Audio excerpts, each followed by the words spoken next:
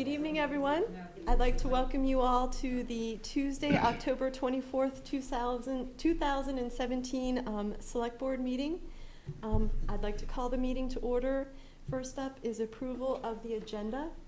And I do have one change I would like to propose to the board this evening, and that is agenda item number 13, the consideration of request from the Marble Works Condominium Association, to move that up to after number 4, citizens' comments, if no one has any objection. I'll move that we accept the agenda with the amendment. Okay. I'll second. Thank you, Farhad. Are there any other changes or additions that people want to make? Additions? No. Excellent. All right, all in favor, please say aye. Aye.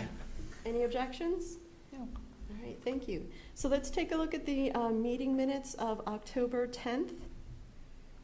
Are there any changes, additions, corrections that people have? They look good. They look They have good an to me. echo effect here. Yeah, can hear ourselves over there. We can hear you really well. Yeah, the sound system looks The good. sound system is working this evening. I just- So it can Should we catch. adjust volume on the mic? Okay. I had one question or comment. Okay. There was the email from McFarland about a request for a change in the minutes That's right.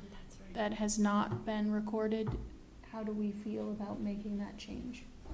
I did see in the minutes. I didn't see that. Okay. Let me find it. I didn't write it down, but I saw where he had made the point. It looks like Kathleen might want to. So go ahead, review what he said. Well, I was gonna look at what the minutes said. It was right in the beginning of that conversation where it said, the recent tree cutting being done on Forest Ridge Drive by McFarland Johnson. It wasn't actually done by McFarland Johnson. They're the, Oversight. Yeah. yeah, Right. so the actual tree cutting had been done by SD Ireland, right?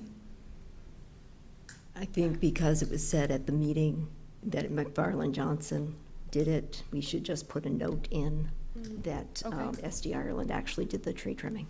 Or you could say under the direction of, Right. instead of by, and that would, That Yeah. would fix that. yeah. Okay. Okay. Anything else? Okay, so I'm looking for a motion to approve the minutes as amended. So moved. Second. Thank you. All in favor, please say aye. Aye. Any objections? Okay, thank you. So this is citizens' comments. It's an opportunity to raise or address issues that are not otherwise included on the agenda. Looks like everybody here has an agenda item. So I'm gonna move on to the Marble Works Condominium Association, if you'd like to come up to the table. And I had your name said to me very quickly, but I've forgotten it since then, I'm sorry. Tim Williams. Thank you, Tim. So you have, we have a letter in our packet. Do you want us to give us just a quick overview, or? Well, certainly. Our building is the Marble Works condominium building is located on Maple Street, and right behind it, there's a 5-acre conservation easement.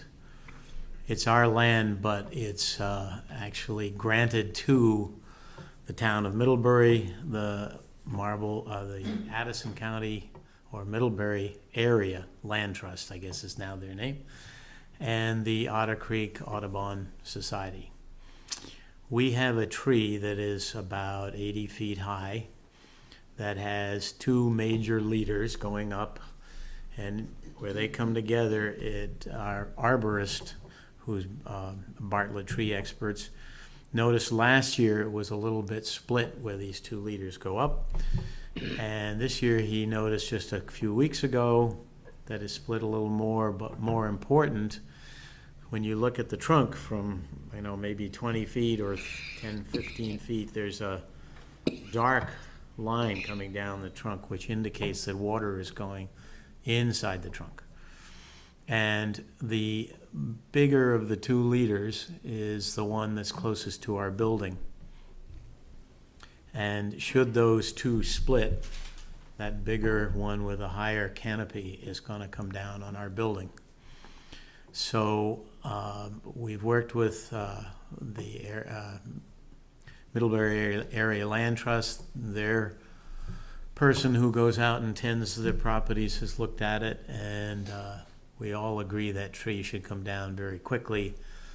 And Bartlett tree experts are ready to do that.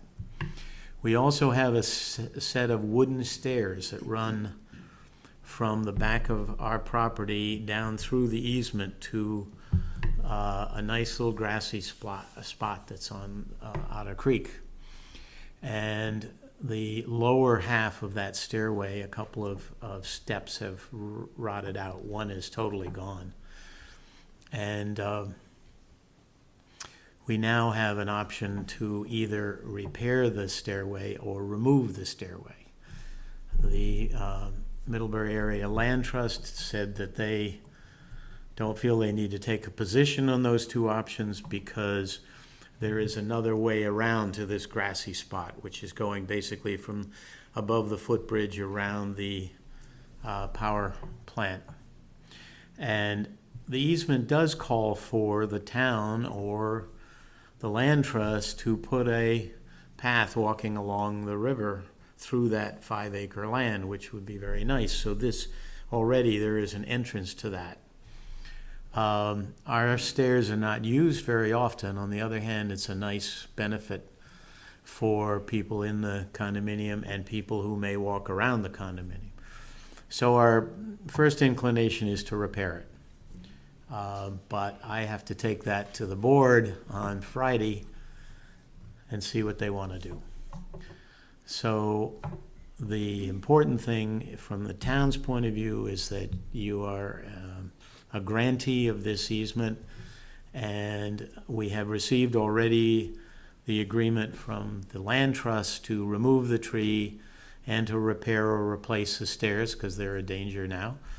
And so I'm hoping the town will go along with that as well. Okay, thank you. Any questions? Are there any plans to replace the tree with any kind of plantings? We're not actually allowed to do that by the conservation easement. We're not even allowed to cut trees unless they are an imminent danger to people and property. And otherwise, you can't cut trees down and you can't plant. You're supposed to just leave it. And there's plenty of smaller trees that are growing up, and a lot of it is wetland. Okay. It's a good question. So we have no plans to do that. No, it seems very clear and straightforward, and I would move to approve a letter from us granting you permission, the Middlebury Works Condominium Association, to remove the tree and to repair or remove, or whatever you decide to do, replace the stairway within the conservation easement abutting the west side of the property. Okay, I'll second. thank you, Farhad. I think I should recuse myself since I live Okay. in the condo and the tree is outside my window. Thank you, Victor. Sounds appropriate. And there's enough of the rest of us to make that. All in favor, please say aye. Aye. Aye. Any objection? Okay. Thank you very much. Thank you. All right, so then we need to have an update on Forest Ridge Drive post-tree trimming site remediation. Chris, did you want to come up? Thank you. Kathleen and I met with Larry Lackey and who else? Larry Lackey, Chris That's Beetzel, right, yeah, Beitzel. Brian Pisnell, Yeah. and And Cisco. Cisco, that's it, that was it. Herrera. And they showed us the remediation work that they did, SD Ireland did, I guess. did seem to do what they had said. They brought the soil that they had moved off the site for the roadway, regained the slant of the slope, and covered it with a fabric. And I can only guess that they spread seed with the fabric on there. We really couldn't tell. And that, I think, was, and they've gotten all the logs off. They chipped they chipped most of the brush and left the chips on site to act as a biomass. So they did do pretty much what they had promised.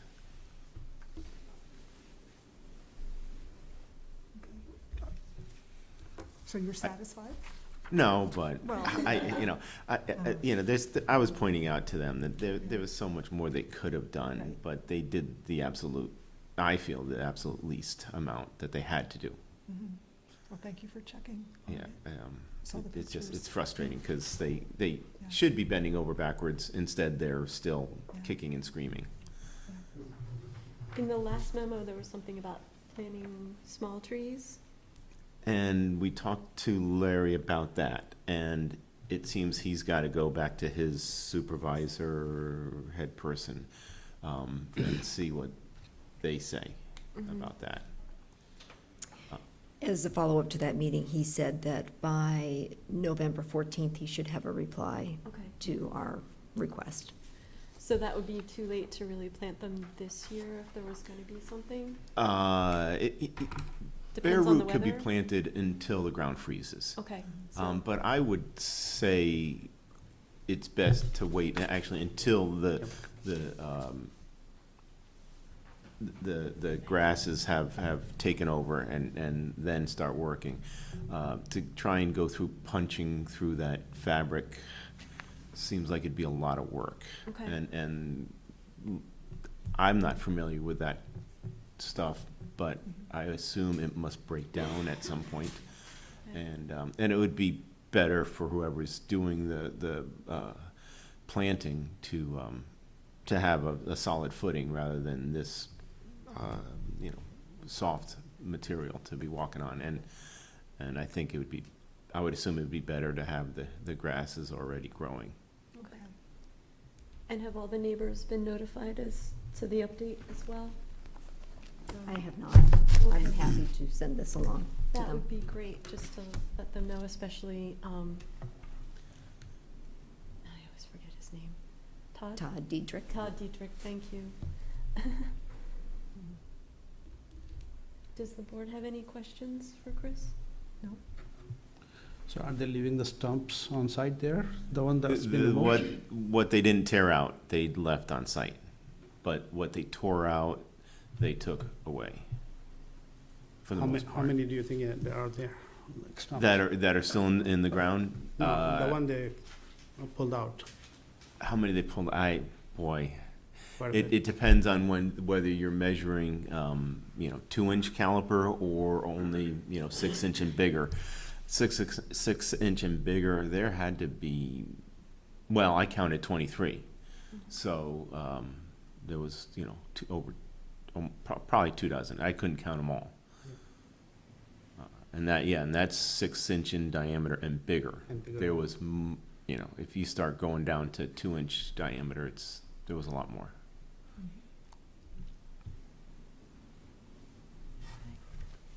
Thank you, Chris. You're welcome. So then we have a consideration of the application from American Flatbread for an entertainment permit. The applicant is not here, and we do not have the application in hand. Oh, So okay. pass over that. So let's move on to, I'm not sure if is Becky here? She is not, Okay. but I think we can go ahead with this. It's pretty straightforward. All right, sounds great. It's the Downtown Improvement District Commission submitting their petition for renewal of the downtown district that was signed by at least 2/3 of the property owners in the district. Mhm. Do you want to take us in a quick? Sure. The Downtown Improvement District has been working very hard since this spring to gather all of the the signatures needed for renewal of the district. And the next step is to present the petition completed to the board and for you to set a public hearing on the renewal of the downtown district, going through the ordinance renewal process. So if you would like to do that for November 14th, your next meeting time, a motion would be in order to do that. Happy to answer any questions you may have about that. Are there any questions from the board? No, I do realize the work that the Downtown Improvement District Commission put into that, and I really appreciate that effort, and I appreciate the landowners that signed. I'm very grateful because we definitely have benefits from the Downtown Improvement District Commission, which were outlined. So I'm grateful. Thanks, Laura. Anything else? I'll So- move. Thank you, go ahead.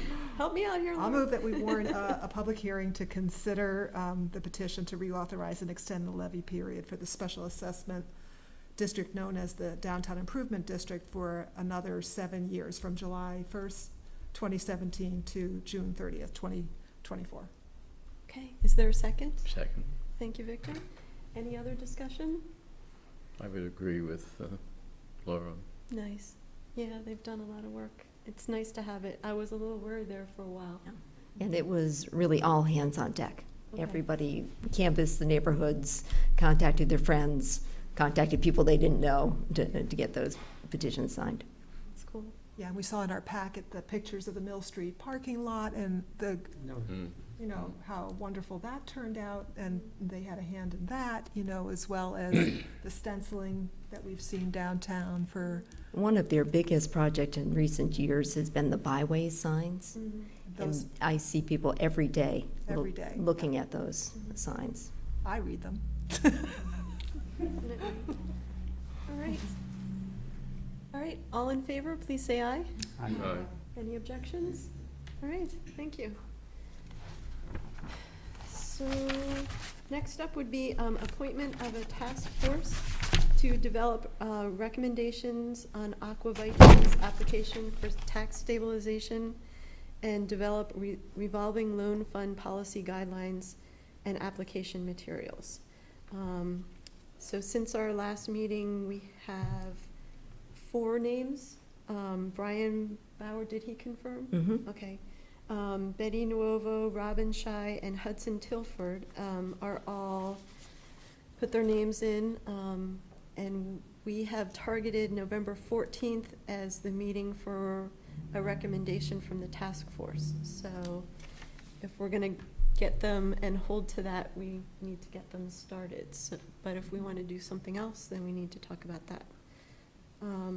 I did talk with Brian Carpenter earlier this evening, and he had one recommendation, and that is to have the committee provide their findings on the purposes or rationale for the tax stabilization and the normal protocol requirements for stabilization in similar sized communities.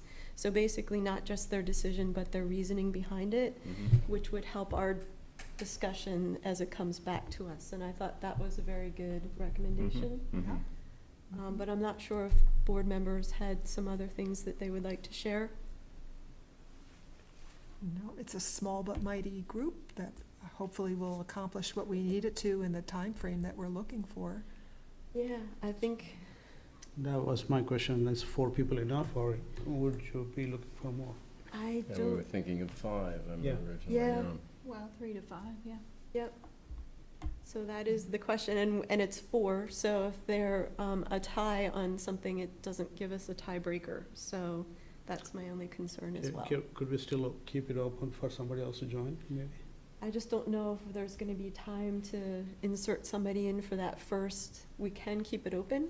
I just don't know, I don't wanna. And not to put you on the spot, Heather, but I thought you were going to be part of this group or not. I'm trying to stall and give her time to think. I'm just concerned about the 3-week commitment and trying to fit that in. Okay. So I'll try. Why don't I put it that way, and we'll see when we could all get, I mean, I don't even know when we're gonna try to get, I mean, we gotta get this done in 3 weeks, and I don't know how we're gonna, if we're gonna even find a time when all 5 of us could get together, so. What is the reason for the rush?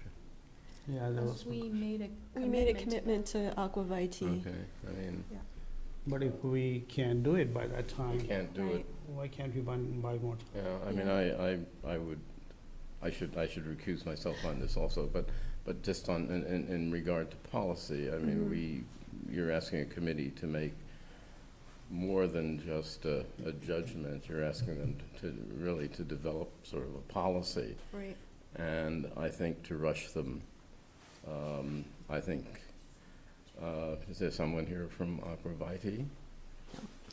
I don't see anybody from Well, them. I mean, I would Yeah. hope that they would understand that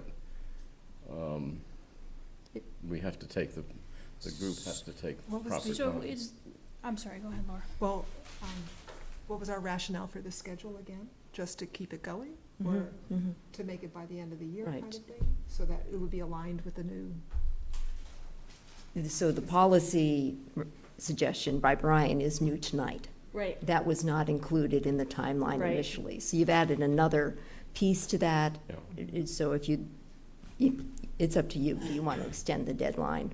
But for I mean, the group. I think it's, as Brian says, you have to have a rationale, which would be precedent for a kind policy. of a seed to a policy. So I think that.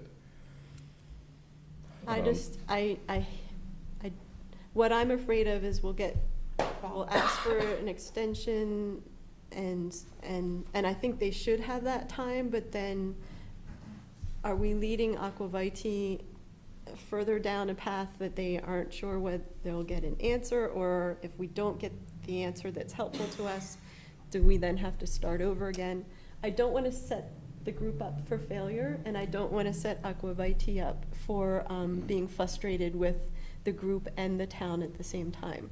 So I like what Brian said, but at the same time, I see what we're sort of asking. I don't think they can do it in that time frame. I think it's kind of asking a lot, but I don't want to overextend Aqua Vitae's patience with. Mhm. But it's an old. Well, is it possible that, people like we have in this committee have had a lot of experience with tax abatement hearings, and so maybe they can bring some of that, to Well, that's this? this. I know it's different, but.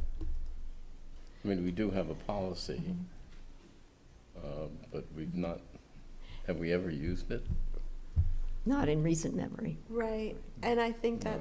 that for me becomes the sticking point of it's something that it's not Precedent. something we're utilizing, and it feels like either we're refreshing it for today, or we'd have to use it in a context Yeah. for where we're not there anymore, and that's what makes me Mm. nervous. Well, I think that we have to make a decision that really can serve as a precedent for future. Mm-hmm. And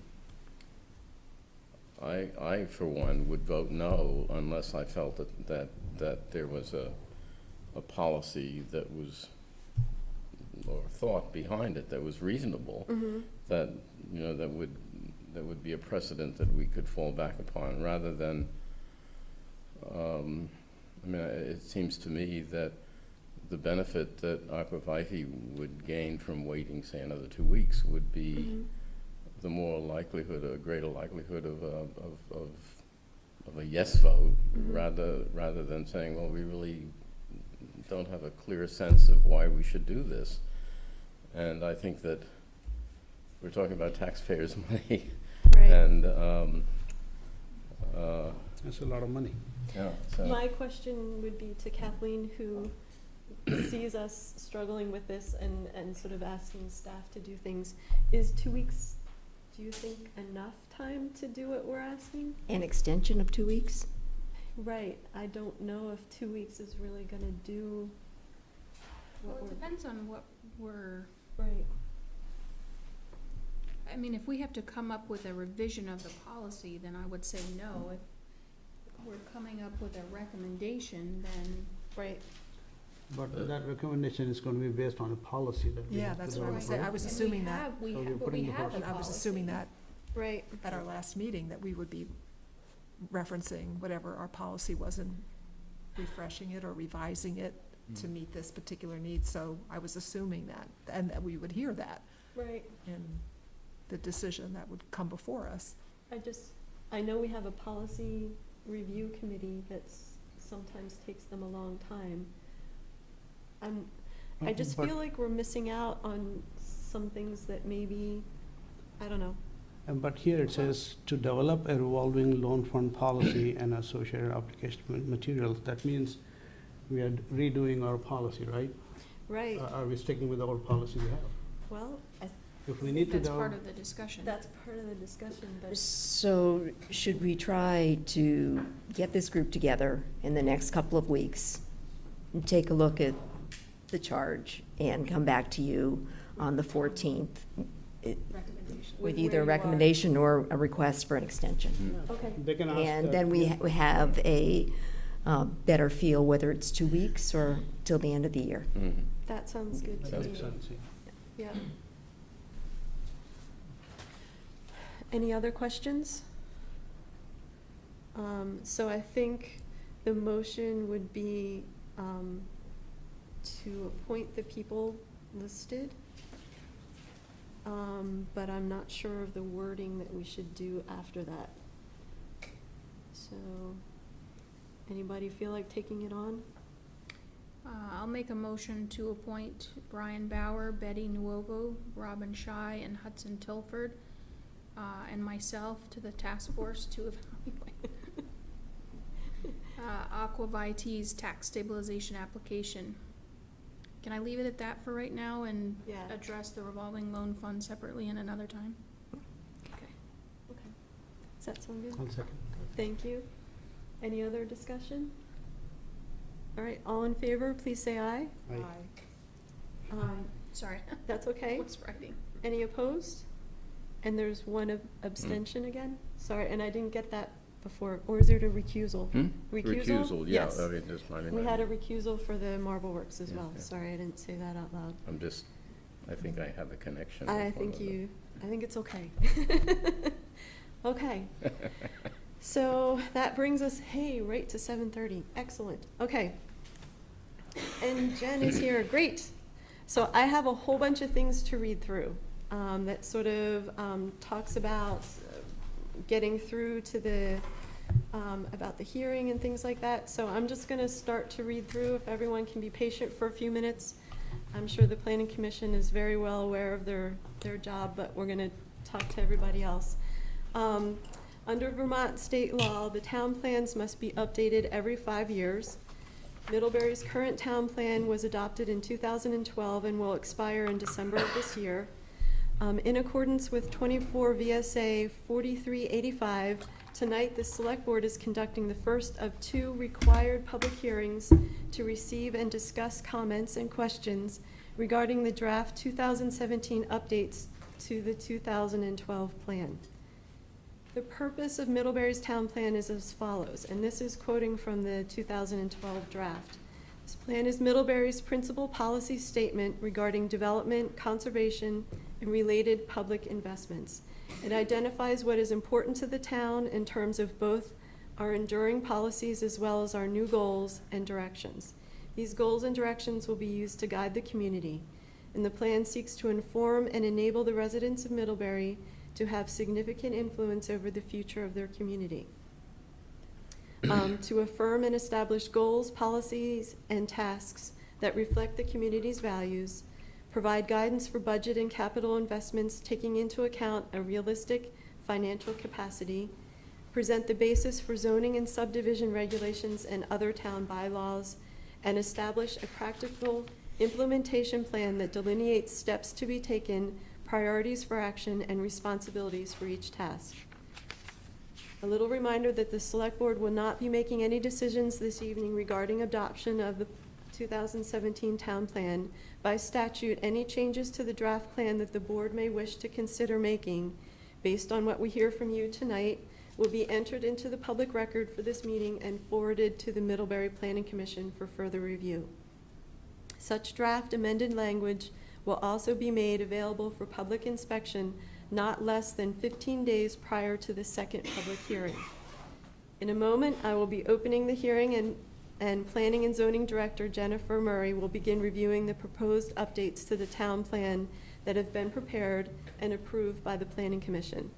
Because this is an official public hearing, if members of the public have a question or comment after being recognized by the chair, please come forward to the microphone, state your first and last name for the record, and then direct your feedback to the select board so that we can accurately capture it for the meeting minutes and for those watching on MCTV, so that the viewers can hear you clearly.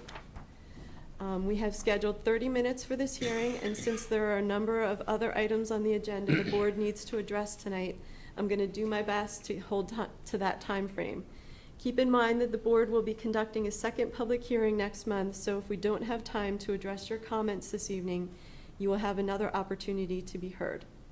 With that, I declare the public meeting to discuss the draft 2017 Middlebury Town Plan to be open, and will now turn the floor over to Jennifer Murray. Thank you.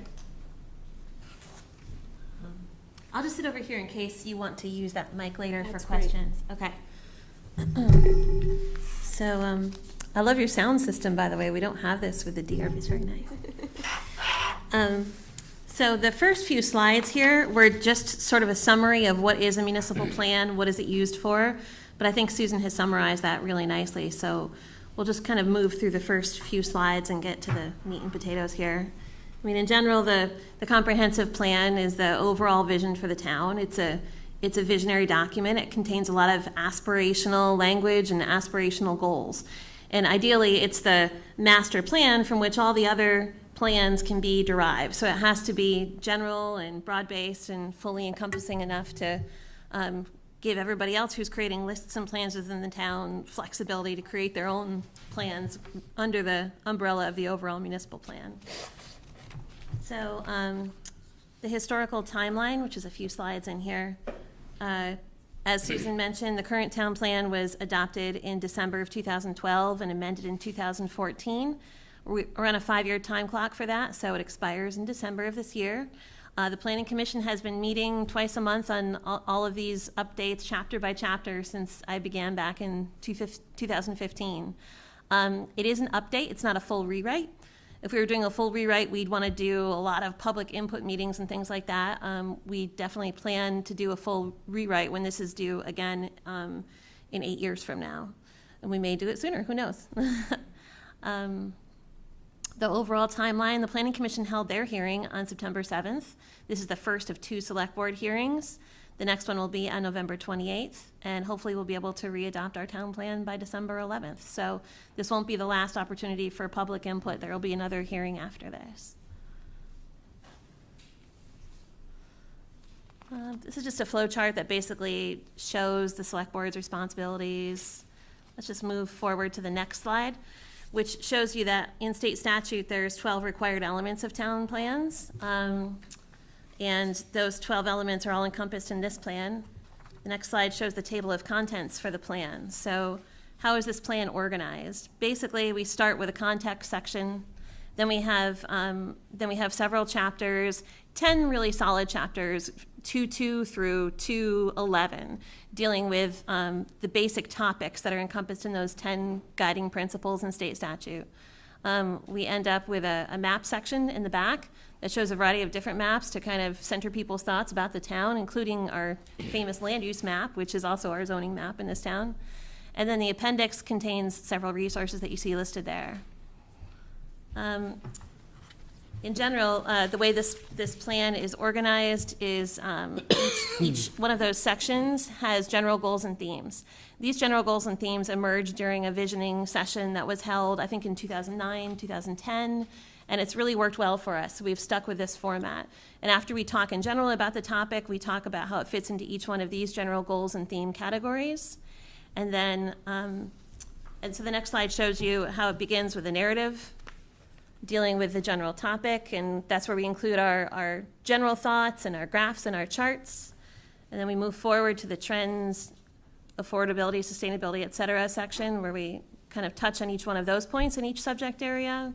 And then the next slide shows you how we have goals, strategies, and actions. And so we did a lot of reorganizing of the goals, strategies, and actions because they were sort of bulleted before in different ways. So we reorganized that to be more readable.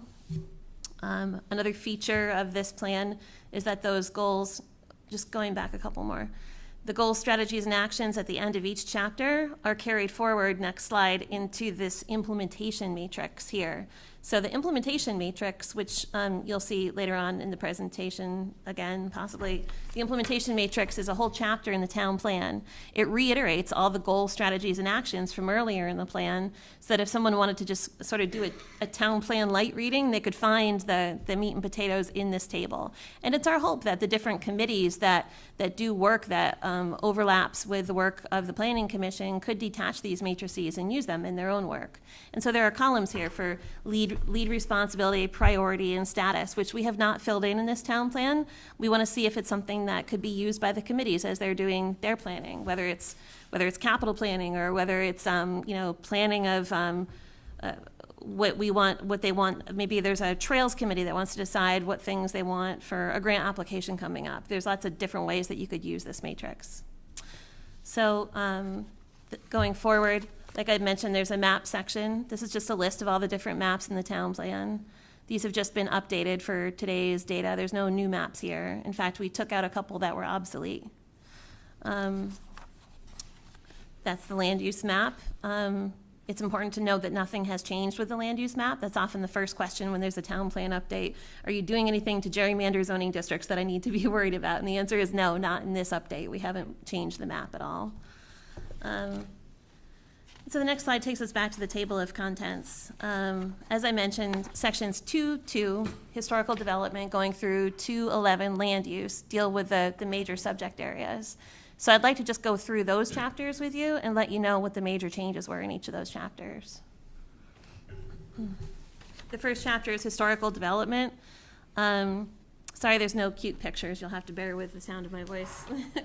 But the historical development chapter was basically updated just to include some of the recent events in downtown. We rephrased some of the language on historic settlement patterns. We referenced our downtown and village center tax credits, which were not in there before. And we made a connection between density and reducing our carbon footprint and auto dependence. That sort of connection wasn't made before. We tightened up some of the lengthier descriptions on town history, and we changed some of the architectural descriptions, architectural-based descriptions of the history of the town to include more planning concepts. So that summarizes that chapter. The next chapter was natural and scenic resources, and within this chapter, we wanted to include reference to the fluvial erosion hazard zoning that was passed in, I think, 2014. We referenced the new state stormwater regulations, and we included a better explanation of the benefits that are available through the use value appraisal program, or current use as it's called. And we removed some of the outdated statistics on marble and gravel resources. They were hard to update, and maybe the section was a little heavy in the marble gravel resources area. And then we just reorganized some of the goals and recommendations in that section to make it more readable. The next chapter is local economy. So local economy is one of those subjects that are still in transition in the town. It's something that we're working on, and the Economy Task Force did a great job last year, and I think that they're still working on concepts. So what we tried to do is dial back some of the more specific picky recommendations in this section and try to just incorporate good economic development concepts. We also wanted to add more data and statistics that these groups could use moving forward and that we could use moving forward. So we updated all the labor and workforce statistics. We added some data from the recent retail studies. We added references to the ag economy and the creative economy, which weren't really dealt with before in this section, but are very important to our town. We included recommendations for conducting strategic planning of targeted areas of town, which you'll see repeated in the land use section. It seems like, what's on our work list going forward is to look at different areas of town and really establish a vision for those areas and think about what are they missing. And so those exercises will actually touch on all these different sections of the town plan, from housing to local economy to transportation. So these are some fun exercises we have planned coming up. Oh, yeah, so, I don't know, just if I were to summarize it, I would say this section reads as data with solid economic development concepts, rather than picky action items. So there's a lot of flexibility in this chapter, and I'm hoping that as we do more visioning work on where we want to grow as a town, we can add more to this section. The next section is housing. This section alluded to the shortage of affordable housing before, and affordable and subsidized housing before. What we did was we tried to strengthen those statements by supporting them with data. So we brought in data from Housing Vermont, from state sources, and also the Addison County Housing Study completed recently. And then we updated the census data and the residential sales data. So much like the local economy section, we have a very, data-heavy section now, and I think that there's work to be done on this chapter as well to try to use that data to try to create some specific goals and recommendations. For a new item, we did cull the available resources to provide data on the homeless population and people seeking transitional housing or temporary housing. That wasn't there before, and we thought that was important. And we also gave credit to local housing groups and listed some of the units they have available in Middlebury to try to flesh out the picture of housing. We worked hard on cleaning up these goals and recommendations as well to identify some real things we can work on to make progress on the issue, and we've actually already started that in some of our zoning updates. So one other note on this section is we hope to meet with social service agencies in the coming year to try to find out more about their needs within the town. So the next section is energy. We added some consensus principles, not within this chapter, but as an appendix. As you recall, the Solar Task Force came up with consensus principles around energy goals for the town. And so they've been added to our appendix section, and they're referenced in this section as well. We debated on whether or not to update this section in accordance with Act 174. It's a pretty heavy undertaking. It's on our work list for the next year or two, and we hope to undertake that with the help of the Energy Committee and Addison County Regional Planning Commission. So for now, we basically updated the data and we added references to the state energy plan. So this may be the first section to be updated between now and 8 years from now. I'm not going to do the math. I'm on the mic here. Transportation section. The previous version, the previous version of this transportation section, it asserted a lot of influence over DPW with a lot of specific recommendations.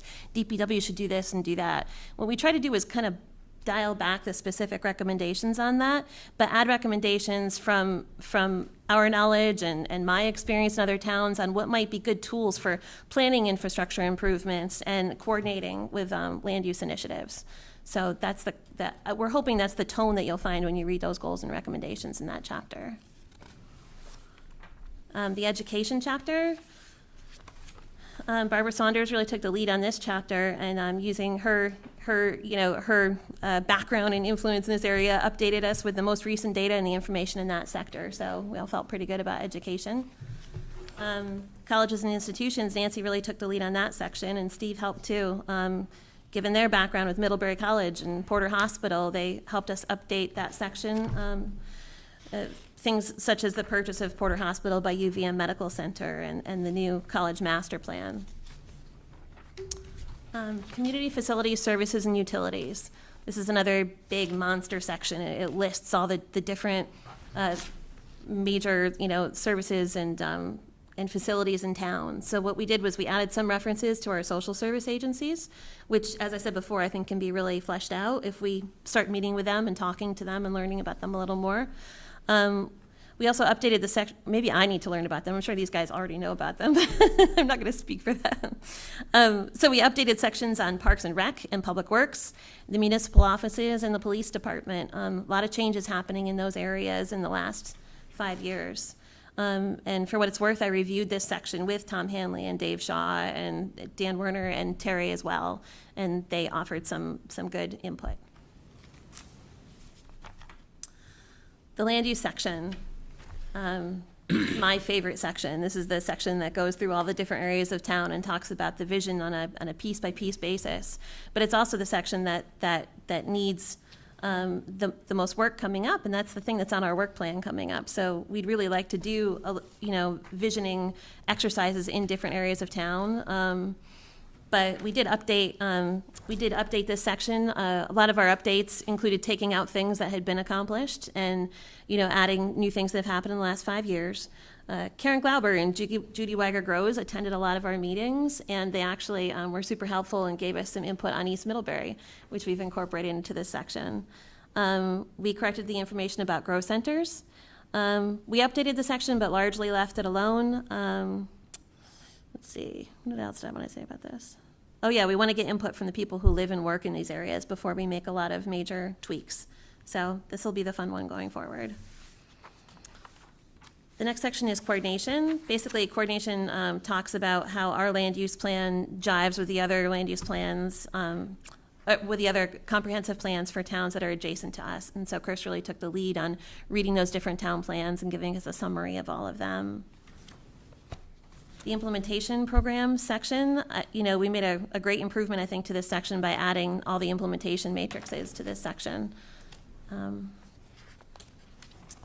That's the major changes to those, so. Would you like to take questions? Maybe we could do some from the board and some from the audience and go back and forth? Yeah, I'm at your disposal if I Okay, can help, yeah, and I well- know the planning commission can help you answer too. Okay. Are there any comments or questions from the board? I'm good. I raised a lot earlier, so I won't reiterate that. And I really appreciate the overview, which is reflective of the hours that you had to have put into this. So thank you. And I look forward to drilling deeper into the narratives, which I've scanned in part, but I'll read closely. Maybe we should take a couple from the audience and then come back to the board. Did anyone from the audience want to come and make a comment? You should come up to the microphone and state your name for the record.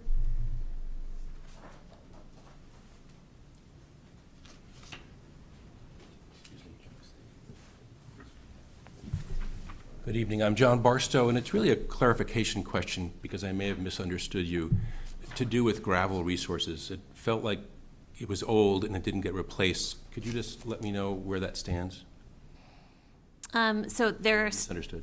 there's still plenty of reference in there to gravel resources and what's available, but the section was a page and a half, 2 pages about gravel resources and OMIA specifically, and so we just dialed back anything that didn't seem relevant anymore. I'm hoping that I'll get to know OMIA a little better as we go on, and maybe I'll have some inspirations or other, I'm open to inspirations from the board too about what to add. So it's definitely still represented, but it no longer goes into the metrics of how much is located in what areas.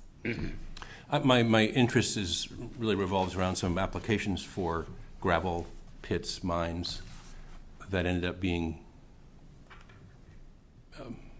attracting public attention, and also sort of this widespread idea that we're running low on gravel. I mean, in a very general way, not just Vermont, but that it could become a resource that's scarce, and that is something to be aware of in how we deal with it in the plan.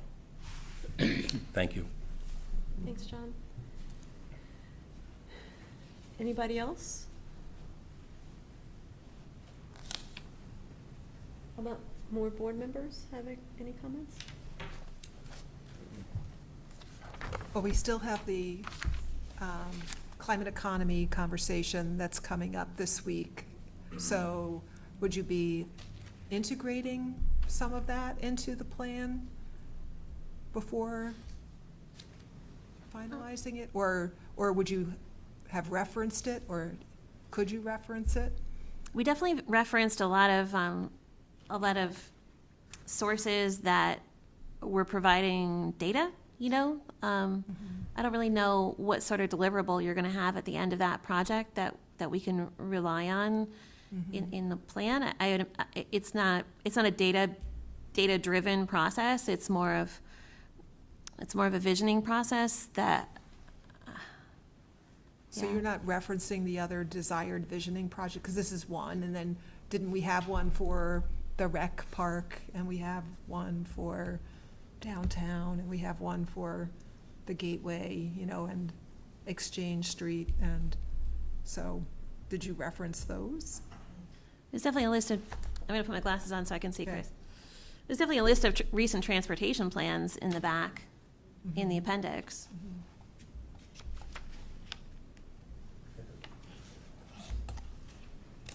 The solar task force also might have True. some relevance to that, I suppose. Mm-hmm. It would be worth seeing what they produce and whether. So once again, I mean, I don't know, I guess, and this is purely my opinion, but I think the town plan needs to be this sort of overall encompassing umbrella document, and it needs to be wide and varied enough that everyone can undertake their individual initiatives underneath it. But the town plan is supposed to inform those efforts rather than those efforts informing the town plan, unless we were doing a full rewrite where we're really, really looking for a lot of input, you know what I mean? What would you say to that, Nancy? This is Can you just come an up to the update. microphone though? Thank you. Yeah, Nancy Malcolm, Planning Commission. I think that in this case with the climate change initiative, the what's the full name of it? Sorry. Climate economy. Thank you, climate economy. I don't think anything that would come out of this would not be acceptable going forward from what we have in the energy plan, because I think it is completely pro reducing our carbon footprint and all that. So that's more specific. Perhaps in the next iteration, which it may be confusing, Chris had just asked me, why are we saying 8 years? After this iteration of the town plan, the next full rewrite will have to be in 8 years. That's why we've gone from 5 to 8 in this process.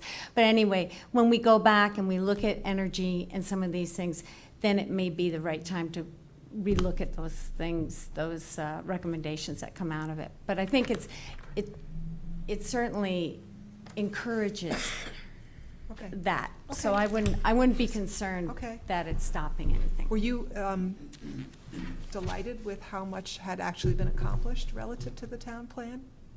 Yes, I was pleasantly surprised. Mhm. I mean, it was impressive. A lot of people have done a lot of work in this town. I had a few comments. I really like the matrix and that you're sort of picking a lead, designating a lead, a priority, and a status. For myself, I looked at it as well, and I'm trying to think about the select board priorities in the different goals, and hopefully that we can match up. I'm not sure how that gets picked. Like how do we work together to pick the lead, the priority, and the status for who works on that? So I was hoping you could answer that question. Yeah, so when we designed the matrix, we looked at a lot of different examples from other towns. These matrices are pretty popular these days throughout the state, and different towns had different columns, you know, and we didn't feel like we were ready to fill in those columns with the different priorities. I mean, we're still kind of working through that, sort of a work in progress. But like I said, you know, my vision is that you could take this and you could detach it and you could use it with your own groups, depending on what chapter you were interested in. Okay. My only concern is if maybe the select board hasn't set something as a priority, but a subgroup that is their priority, how do we match that up later to make sure we're all on the same page? And that it's, you know, I just want to make sure that we're not sort of sending people off to get really enthusiastic about a project that for funding wise might not be the select board's priority. That would be unfortunate. So I'm just not sure how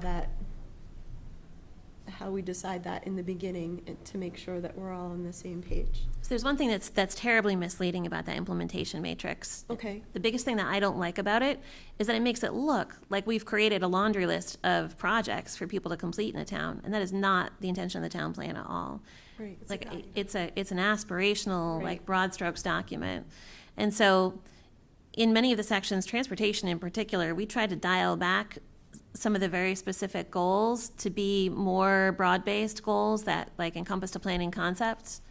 And if somebody were to take that matrix and use it, then they would they would have their own projects that they were planning out, and then hopefully they would just be parallel tracking like their list, whether it's the capital improvement projects or a sidewalk list, or, you know, like what the select board comes up with as projects that they want, and they'd be sort of parallel tracking, having it side by side with the planning commission document. Okay, just because it's new, so how do we, Yeah. how do we plan to work together on that and to make sure When I that- look at it with fresh eyes, this does look like a list of like, okay, what one comes first, you know? Right, Yeah. and it says priority right there, so it's Mhm. like, it's one of those things, I don't want to mislead people, but I also want them to be empowered to work on things, so it's a question that I'm looking, as I go back through, knowing that those are in there, I looked at it a little bit differently than knowing that those were there than when I hadn't seen those yet, because they were at the bottom.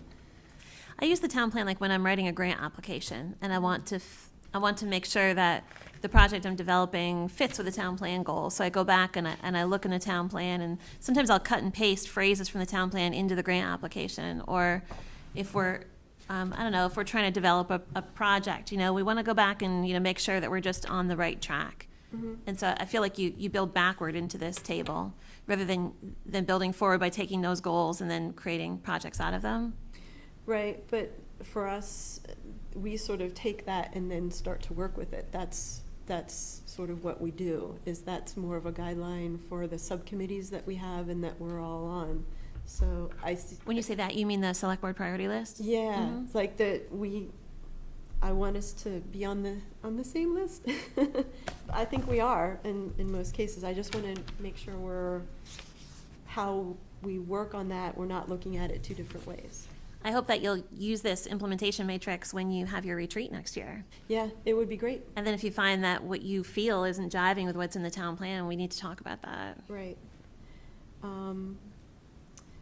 One of the things I wanted to talk about too was, there was one section, it stood out to me because it was so different from everything else that was around it. It talked about Cole's Florist site should be planned for redevelopment, and it just sort of didn't sound like the rest of the sections where you've taken out a lot of those specific things and directives. So I was just wondering if that was something you could look at again, and just, it seems sort of very targeted, so. And the other thing was, on page 194, and pages 194 and 195, you talked about high-speed internet and sort of investigating ways to provide free internet downtown. And then it talked about developing high-speed internet and broadband infrastructure for the town of Middlebury. And I'm a big proponent of that. I just wanted to make sure that they were still on the investigating those on how to do it. The one, it said to develop a high-speed internet and broadband infrastructure for the town of Middlebury. It seemed more of a directive than a sort of investigate how to do that. And for me, as being the point person to take to the college in a couple weeks, I just want to make sure it's not that that's our major goal, to develop that for the town, that the town is responsible for that, but we should be working on that definitely. That's all I had. Everything else looks really good. Did you have something too? Quickly. Yeah, go ahead. So is the implementation matrix is new in this rewrite, correct? It's just a new way of presenting, the chapter endings. Yep. Okay. So what it feels like a little bit to me is that I want some more public input on that part of it. And even though I understand it's a revision and not a rewrite, did I say that right? Yes. It's a revision and not a rewrite. Like, just for example, you know, this is just one small example. On page 176, under housing, 2.5.49, it says discourage residential development outside water and sewer district areas and areas of low permeable soil. But then 254.10, we say define and map the town's water and sewer district boundaries, create a process designed to curtail water and sewer line extensions for new residential tap-ons. So it seems a little bit like conflicting, and I also feel a little bit like we haven't talked about some of this stuff in infrastructure. And I'm just concerned that infrastructure may not be on the same page as what's written in some of this. So that's, sure. I mean, it's fine with me, it's okay with you? Is that right? Yeah, no, It's okay. This is like a reorganization. These things were still in there, but, So these specific goals were in there last time? they may have been, we reworded some of them, but most of these were in there, or we made some clarifications. One of the things with housing, or with any of these subject matters, is that you can't look at them in just their own little silo. And so when we were doing the implementation parts or the actions, we had to take into consideration many, many different parts, be it natural resources, the land use section, things like that. So there may be things that look different, but they're not. It's just that we gleaned the information that was already there and reorganized it. But there's nothing, I mean, that's been a long-term thing as far as energy, transportation, housing, education, everything is reflected in those two numbers as far as like the way a community works, and to also make it much more feasible financially too for everybody. So that's, I think it's really a reworking of how it was put before to try to make it a little clearer. So then I guess I would like to request, as we move forward with rewrite, and this is a revision, This is an update. an update, okay, that the other committees in the town have more input in the process, I guess. Because I don't feel it's, some of the stuff I've read that's infrastructure related really jives with the infrastructure committee's goals. So I guess that would be what I would ask. Okay. We did get input. We went to the staff members too, to make sure that was what we wrote or the way we rewrote it or whatever was accurate with their thinking as well. And so we did get input at that from there. But it may be that this is clearer, which is a good thing, because if this was in here before, then it is an opportunity to work together better on some of these things, and to have discussions as to how we came to this conclusion, be it 5 years ago or 7 years ago when we wrote it or whatever. So I think this is a really good opportunity that people are even looking at it this way. So that's great. And I think last week, staff did meet about a bunch of different things in the plan and came to an alignment on a bunch of different things. So I think that's good. Yeah. But I think what you're talking about fits with what I'm talking about, is like, okay, for the matrix, how do we work together on those kind of things? What does that look like? And that might be how those things work for the next couple of years. But yeah, the rewrite Makes it clearer. right, but also I think for us, we tend to, the board that was here 5 years ago is very different, and a lot of the subcommittees are also very different from 5 years ago too, that we might not be, do you need something? I'm sorry. Just to no, make it's sure all right, we're no. okay. I'll survive.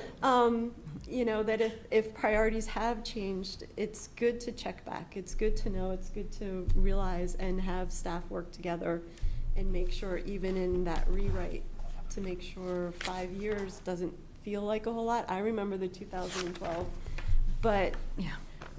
what I was looking at even on this board 5 years ago was very different, reviewing this plan than now. So I was thinking Parks and Rec, because that was my biggest committee then, so. Our real hope is that it's not 5 years or 8 years before it's reviewed again, it's actually used. So, and we work together with it. So we're hoping that this is an easier way and to do that, Yeah. to go forward. So. Okay. Is there anybody else in the audience who wanted a chance to come up? Because unless there's more, probably, Chris, did you want to come up? Hi, Chris Robbins from the Planning Commission. About the implementation matrix. Mhm. John Anderson and I made that matrix for the natural resources chapter, and we did put in the stuff about the lead organization and the priority, and we brought it to the Planning Commission, and we started looking at it and thinking, a few people shouldn't be making these decisions, The select board would be the ones to determine the priority, and then who's the lead organization. That's all gonna work out when we do these projects. Okay. So that's why those were left blank. That sounds great, thank you. There's anything else from board members? How about you, Jen? Did you want to? Just, timing wise, I'm cognizant of the timing and, if the select board wants any changes made to the town plan, we should be making those in the next couple weeks so that you can warn a revised version for your next hearing.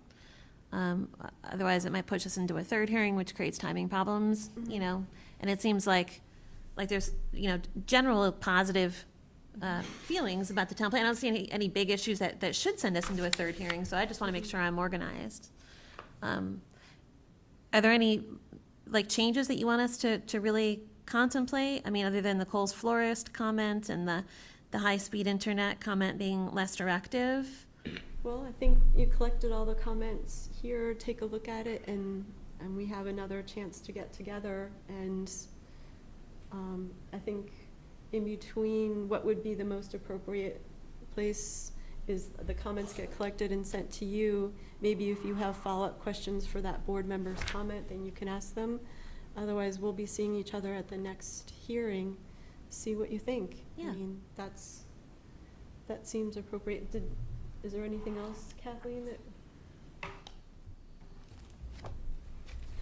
Well, I think one of the themes that the board put forward was, let's gather this all up for the next major rewrite and work on the implementation matrix and prioritizing. Right, but during that time. that's where we interact the most, but yeah, that the rewrite would be a different sort of animal.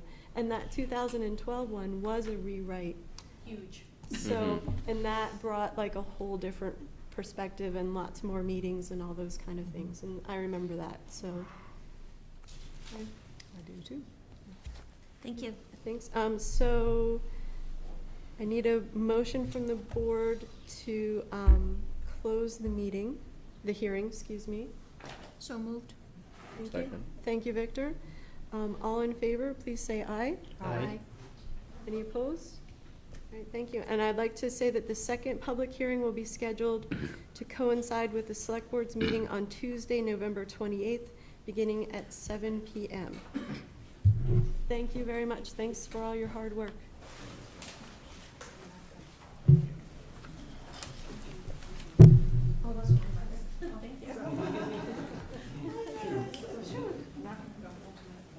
So next up, we have John Barstow and Al, is it Zakor? Zakor.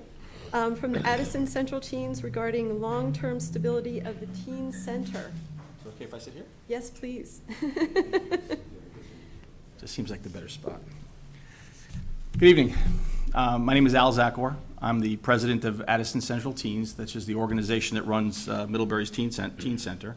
And on behalf of the entire board, I want to thank you for the opportunity to address you tonight about the long-term sustainability of Middlebury's Teen Center. And maybe more importantly than that, to thank you in general for the absolutely critical support the town already provides us in making it possible for us to do what we do for teens in this community.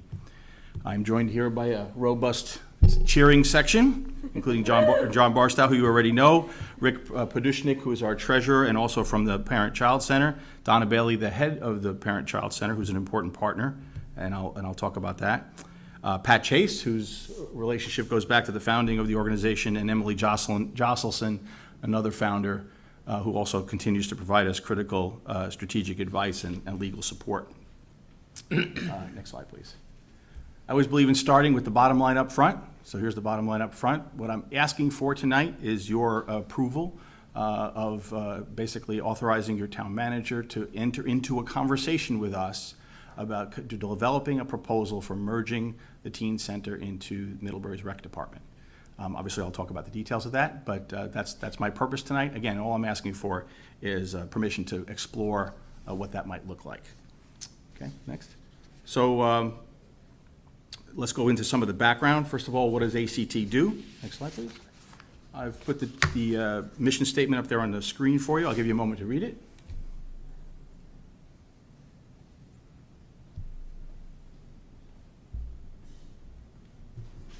Key thing for us, we think, is kids need a safe place to go after school, especially if they're not involved in other activities.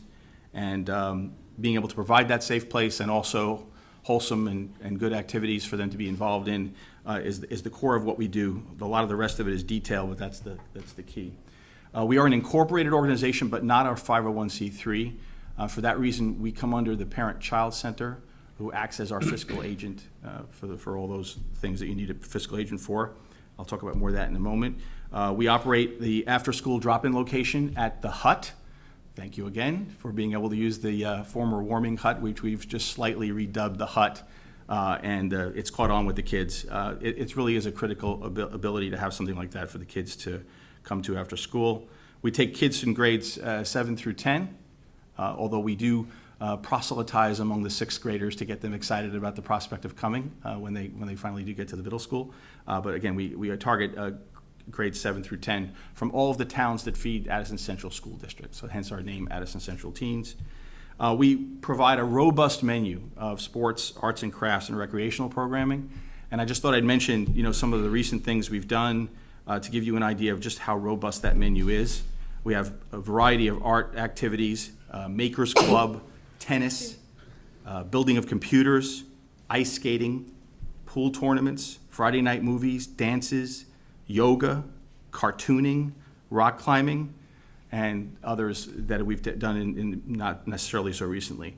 Another very important thing we do is when the school year is over, we run a summer camp. And we find that's an absolute critical activity for kids who otherwise would essentially just be isolated at home and not have any place to go and not interact with their fellow teenagers. Next slide, please. So where does the money come from? Well, as you'll see from the slide, over half of it really comes from you. That's a combination of $30,000 in actual cash that we get from you or have gotten from you, and what we estimate to be about $32,000 in-kind support, including the facility and everything that's connected with that. For the rest of the numbers, you can see we get money from, we fundraise a lot ourselves. We have grants, a variety of grants. We get money from the United Way. And importantly, we get a fairly sizable chunk from one major donor, who will not mention. And it's in fact the situation with the major donor that prompted us to enter into this process of thinking about the long-term sustainability of the organization. So let me explain a little bit more about that. Our major donor has informed us that they intend to taper, to reduce the funding by means of tapering from year to year. Here you see the plan for tapering the support from that donor over the next 3 years. And again, I can't be certain again that the number will stay even at the 2020 level going into the future. I want to emphasize here that the major donor is not indicating that they lack confidence in what we're doing or that they no longer support the organization. Quite the contrary. The donor has been quite clear with us that there's a great deal of support still. However, this is an issue of good philanthropic practice. Anybody that's involved in this knows that philanthropists are told, don't let an organization rely too heavily on one single private donor, that's not a good model. We understand that. I've seen it before in other contexts. And so for that reason, this taper has already begun. That is what prompted us to think about the long-term sustainability of the Teen Center. Next slide, please. So as in thinking about this, our long-range planning committee decided to explore options. So what can we do about the decrease in funding that we're seeing over the next few years? And so as you see on the slide, some options we've considered. The last of which is the one I'll talk about, the merging with the rec department. But first, let me briefly address the first few. Next slide, please. On fundraising. So my first instinct certainly, and others on the board as well, we're seeing a reduction in funding. Well, let's get out there and raise some more funds. Let's do a better job of going out there, talking about what we do and seeing support. Of course, the issue with that, I'm sure you realize, is that there's a finite pot of money out there for nonprofits to go to for support. And, we're competing with a lot of other also very worthy organizations. And so as much as we are prepared to do that sort of thing and intend to try in any case, we recognize that that's going to be difficult at best. We also have an issue with our relationship with the Parent-Child Center.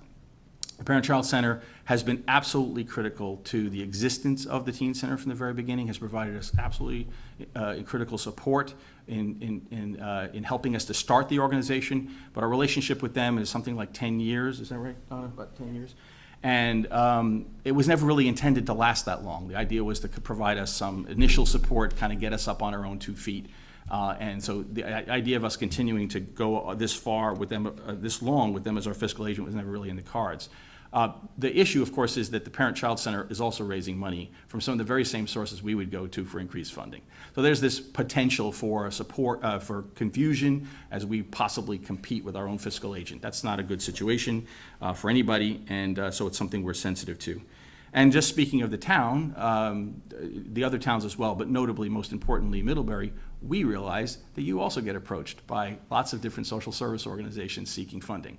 So for those reasons, we understand that while we're prepared to do a better job of raising funds, that there's going to be perhaps a limit to what that would be able to do.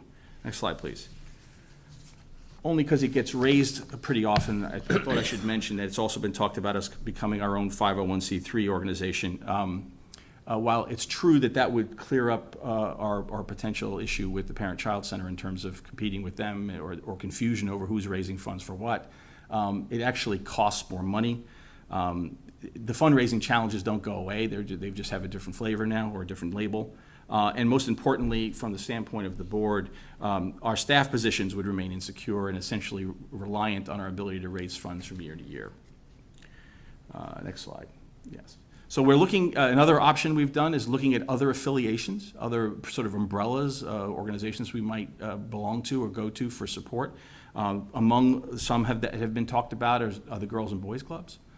There's a chapter in Virgins, for example, and perhaps another different kind of a relationship with the Vermont Community Foundation, and there's a number of others we could mention. And in fact, the board recently decided to form a subcommittee to look into some of those proposals or options to see if any of them were possible for us, and so that's something we continue to do.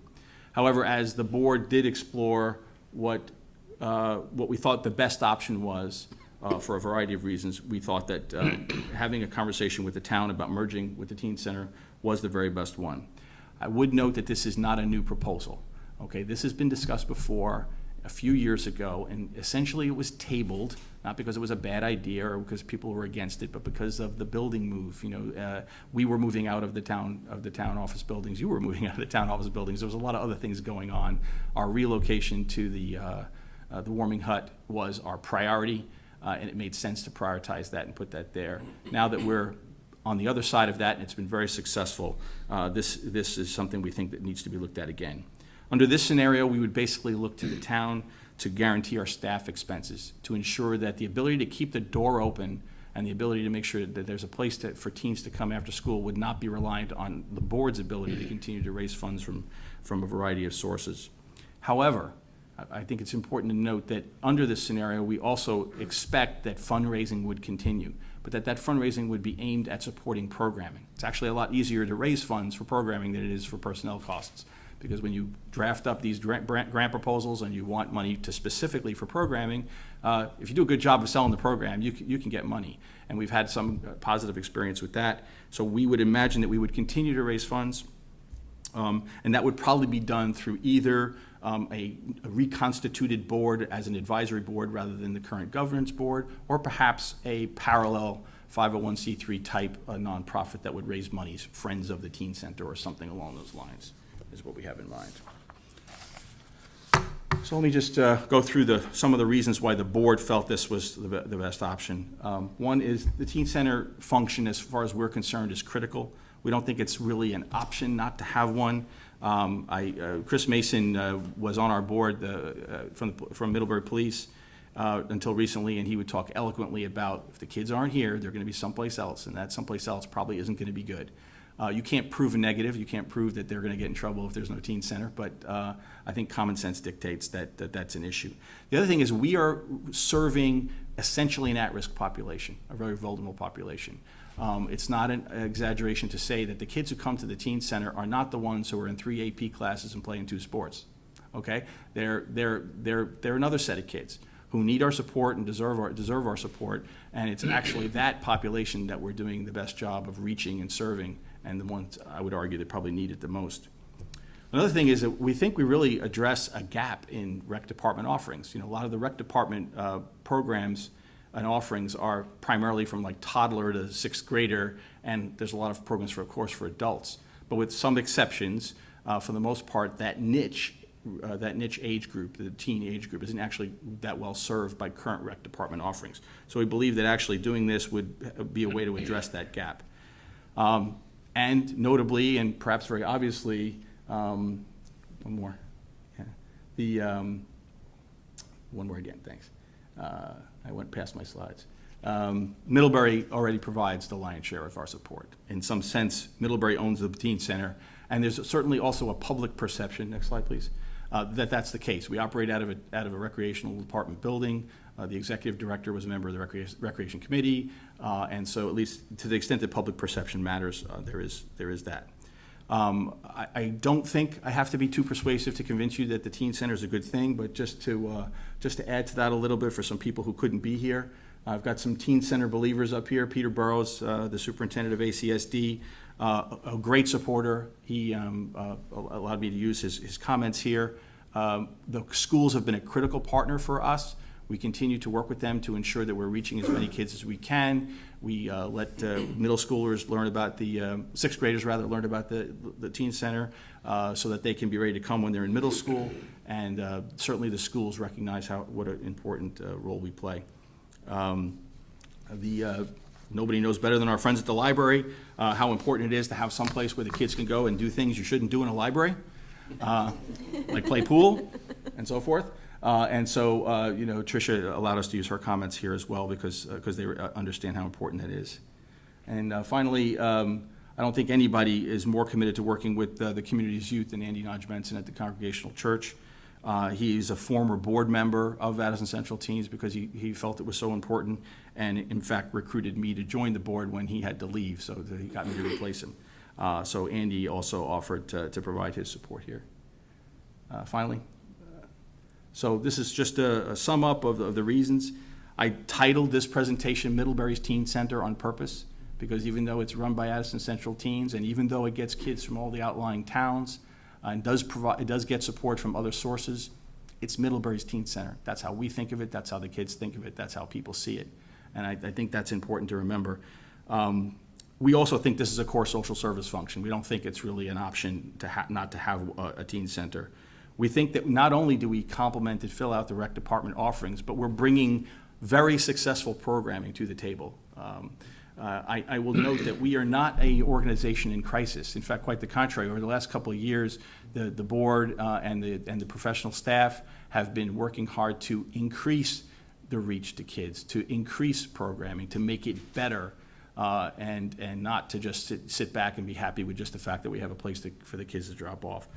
So this is a successful growing program that we hope will reach more and more kids who need it rather than the opposite. And we think that that's something that the town should be very interested in. And obviously, I think I said it's a critical service. So just to finalize, what I'm asking for tonight, or what we are asking for tonight is on the board, is for you to agree to let the town manager and the professional staff look at this problem with us and put the kind of details together that you would need to make an informed decision. We can't do that today, and we can't really do that unless we work closely with the town to work through what those details might look like. And that concludes my formal presentation. I've got lots of friends here to help me answer your questions. So please. Are there questions from the board? I think there's a lot that you explained, and I didn't know you do so much. Thank you. Okay. But I was just wondering, what's the feeling of the rec department to merge with the teen center? Well, How is that going to affect them in their performance? I think that's part of the exploration we're going to have Yep. to do. Yeah, that's certainly a critical component, maybe the first stop. I was gonna say Along the that would be way. my first stop. yeah, please, John. In our earlier investigation of this possibility, Terry Arnold was then the director of the rec department, and she expressed enthusiasm because she had served teens a great deal in her last town and position, and did feel that they were a bit underserved. I don't know what's developed since then because I haven't discussed it, and I wanted this to come to you all before that, but yes, that's a key constituent in this whole thing. I think from my past conversations, there's a positive, but the devil is always in the details. Well, I mean, I think the Addison County team is very important, and just because our teens are important, and all of them, and I think that's why this whole thing got started, and it seems to me really preschool and then teens before they're sort of are very critical periods, and we need to do the best for them. So as far as I'm concerned, I have no difficulty within the means of the town to have an adequate program. I would take issue with you on one point, in that, yes, call it Middlebury's teen program, but there are surrounding towns that have children, teens, and they go to the same schools. So I think that it's important, whatever we work out, that we keep them a part of it, but that we also make them pay for it. I mean, in other words, there has to be a sense in which they're carrying their fair share of the expenses.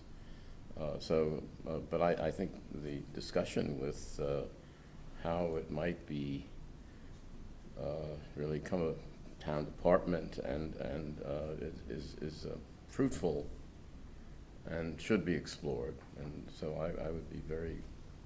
So thank you for that comment, then actually you allow me to make a clarification, because I didn't want to imply, if I did, that would in any way decrease. I think there are ways to make sure that the outlying towns who use the teen center to pay their fair share. And in fact, as we looked at increasing our fundraising, we very much intended to go back to them too, proportionally, for a proportional increase in support as needed. So that's what I was gonna comment most on. Although I don't want in any way my comments to overshadow the fact that I do think it's very important work. But, so, based on your proposal and the social services proposal, you said 86 of the 143 served are Middlebury residents, so that makes it 60-40? That was the proposal for the increase in funding for fiscal year 19? Does that sound right? Yeah. So we're looking at a 60-40 mix right now, and of the money that is shown in your pie chart, you know, Middlebury, with in-kind donations and cash, we're giving 61,800. The other towns are giving 10. So we're already contributing 86% of that town money for a 60% participation rate. And it doesn't seem like we're asking those towns to contribute their fair share now. So my biggest concern in approving this merger is we make this Middlebury's teen center and the other towns go, oh, great. And Middlebury is already constantly struggling with all of the social service agencies and their requests for money from us. And, the recreation department supports the other communities almost entirely on the back of the Middlebury taxpayers. The library supports all the other communities entirely on the backs of the Middlebury taxpayers. Although I'm not opposed to us going forward with this, I really have to see if this is truly an Addison Central Teens. It's got to be more levelly funded by the surrounding communities. And I don't see any reason why they shouldn't step up to the plate and provide, especially considering the in-kind, Middlebury's, we're doing a lot, and I want to do as much as we possibly can, but your comment about money available to nonprofits being finite, taxpayer dollars are also extremely finite, and we have an extremely, a lot of pressure on those dollars as it is, and how do we balance that constantly? So, although I think we should go forward with the discussion, I just want the funding to be a big part of how we make that work. Yeah, noted. Yes, Okay. absolutely. Very seriously. And we didn't want to give you the impression that other towns, we've tried to look at whether it's proportional or not in terms of how many kids come in from those towns. And we've done some work on that to justify what we're asking for, so Well, they have a Just- responsive, oh, I'm sorry. I just think, just looking at what you've provided quickly, it doesn't look proportional to me. And some of that comes from that's not included in this, what was in our packet for fiscal year 19. So I would have echoed a lot of what Heather just said. Yeah, that's all right. It's all And right. I know Don't worry. you've noted that. And I wondered, and I also like the location of the hut where it is and all of its advantages. And so it suggests, that it would be natural for it to fit with the rec department because of its location in the middle of the rec park. But it's also abutting Mary Hogan and our schools too. So you're dealing with an after-school population. So have you seen any models where a school district picks up the teen center? And where did the conversation go in terms of affiliating with the newly formed Addison Central School District? So I would just be curious about that. worth investigating. It's certainly an option worth looking into. I think there are probably legal and bureaucratic obstacles to that we can only imagine, but it's certainly worth exploring, for sure. I don't know of any models. I mean, the hub in Bristol is essentially owned by the town of Bristol, although it does continue to receive support from outside sources as well as from the outlying towns. So that's a model that's close to what we might look at, although not in every particular. There are organizations like Girls and Boys Club that I mentioned, but those are also independent from the schools. And I just don't know of any models that include that are. Yeah. Well, I don't know too much about boys. I mean, I know of Boys and Girls Club, but what would be an advantage of being affiliated with them? Do you get a funding stream from them because of their national standing? First of all, it's something we're looking into, so I don't really have a great deal of detail. One thing you certainly get is you get sort of a national level organization with umbrella support, and they provide a lot of that wraparound support for local nonprofits. One of the reasons we're not as enthusiastic about that option right now is that as we understand it, again, this is very preliminary, but as we understand it, we would essentially become part of Virgin's, right? It wouldn't be controlled here locally. It would be sort of as a chapter of the Virgin's Club, which is, again, why it's not like our first go-to option, but it is one we're looking into. And so I won't leave any stone unturned in trying to make sure we can continue to run the teen center, and the rest of the board is equally committed to doing whatever we can to make sure that that's the case. And if that turned out to be the best option, we would go there, but we don't know yet because we have more to learn. And what's the stress with the parent-child center, because you have. Yeah. Yeah, please. Yeah.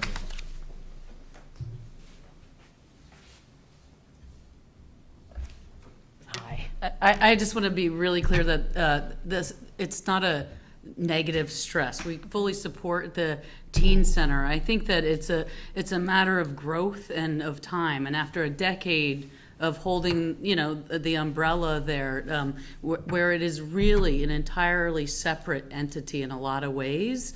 It has a separate board, there are separate staff, but they're under, our personnel. So there are some, there are issues there, but we're not kicking them out. But I find it interesting that it's about teens, because it's sort of at the stage of growth of like, can they sustain themselves? And as we started having those conversations, it became really clear that thinking about becoming your own nonprofit and the costs affiliated with that, and as you know, there are many nonprofits here in the town and county, it made a lot more sense to think about other sustainable models. And that's where we started, we were thinking, and the board has been thinking so much of the town. The other piece of that for me, I think, is running a nonprofit and I think what Al spoke to is the conflict, because sometimes we are looking for the same donors.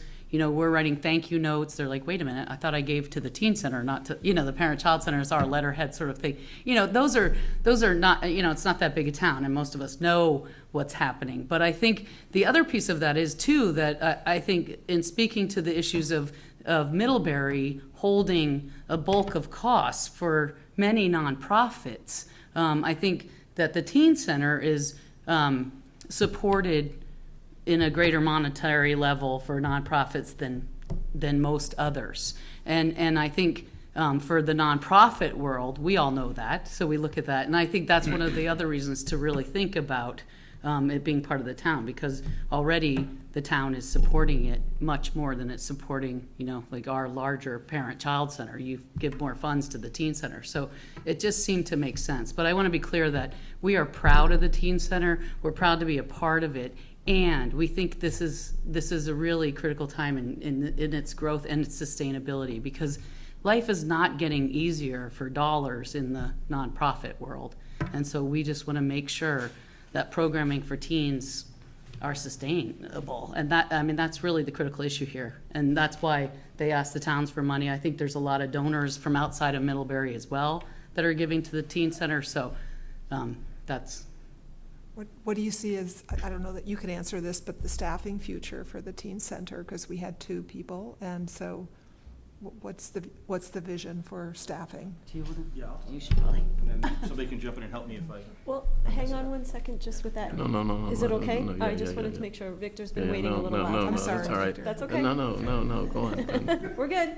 So our budgeting is based on 1.6 full-time equivalents, so basically 1.5 employees, 1 full-time, 1 half-time employee. The full-time employee is the executive director, the half-time employee is the program coordinator. And as I said, we were embarked on a program of trying to grow the teen center in the sense of being able to reach more kids. That was a strategic goal that we made part of our own strategic plan, and we were executing that. And part of the 2 main pieces I've already mentioned is that we have been recruiting in the 6th grade to sort of bring the kids into the middle school, and the other thing is that we've been really improving and increasing our program offerings, which is why I can read off that long list, right, of things that we're doing.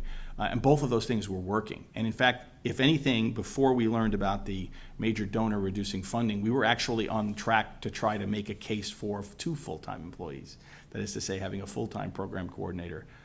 So that was the direction we were going. We're very much, we're in a growth mindset and in a growth, we felt we were on a growth path. That's going to be difficult to sustain given where we're at, so that's not necessarily in the cards right now. So right now we can adequately do our job with the 1.6 full-time equivalents that we have.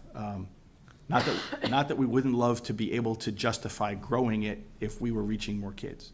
And we believe there are more kids who need it, and that we should be able to reach. I'm just wondering if there's an economy with our rec department, because we just hired a programming person there, so could we? This is exactly why we want to have the conversation, because if I gave you the amount of money it's costing us to support those 1.6, those 1.5 employees, it would sound like a high number, but when I look at it, I think about just logically, I bet you the town could do it for less, partially because you might be able to use existing personnel resources, right? People that you've already got, for example, the one you mentioned. But even there's other things, there's other sort of economies that we probably even haven't thought of with regard to some duplication that might already exist between what we're doing and what's being done in the town.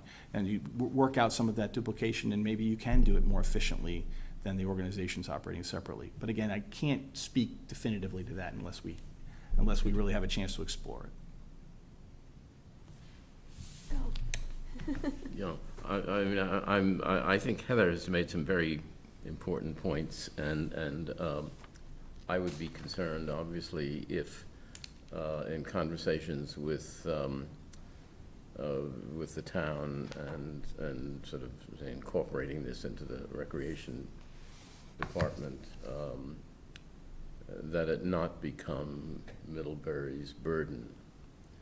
That I think is a very important part. The other towns, and I think the proportion is fairly high. I imagine, I don't know, probably Weybridge, Cornwall, New Haven, that they have as heavy a responsibility as we do for their children. And this is what it's for. I mean, this is our future in a sense, and we don't want to lose anyone. I think that's one of the reasons why we have such programs. And I think that if it is going to be in Addison County, or at least this region of Addison County, that we mustn't lose that in, it must be a sort of a condition that however this is done, and the tax burden is heavy, and it needs to be shared. I don't know how much time you have, because I don't want to go over, so. Yep. If you have it, I just wanted to reflect, I think I share the same support for the teen center, but also share all the concerns that have been said. I would say, for having Kathleen exploring that with you, that us as an option, the town of Middlebury, the fundraising challenge part would still remain. Like, I think that fundraising that you would need to go and do in the community would still be necessary, and also with the other towns. That looking at the chart, I'm like, wait a minute, we don't have the fundraising challenge on our section. But I would look at that would need to stay there. I think also I wouldn't want to restrict, Kathleen, you had said something about having staff security. I wouldn't want to restrict her to that Right. 1.5 while she's Right. exploring that it may change but then it becomes that sort of situation of, does that work for you?